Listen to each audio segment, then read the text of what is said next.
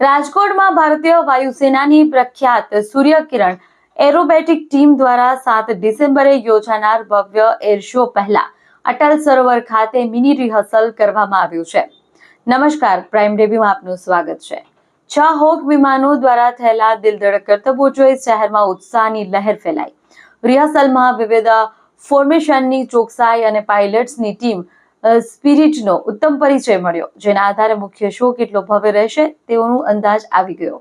મુખ્ય કાર્યક્રમમાં 9 હોક વિમાનો સતત 40 મિનિટ સુધી ડાયમંડ ફોર્મેશન, લૂપ્સ, ઇન્વર્ટેડ અને ફ્લાઇટ હેડ ઓન ક્રોસ જેવા હવાઈ કરતબો રજૂ કરશે.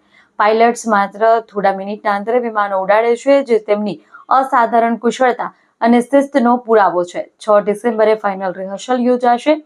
સૂર્યકિરણ ટીમ 1996માં રચાઈ હતી અને અત્યાર સુધી 700 થી વધુ પ્રદર્શનો કરી ચૂકી છે.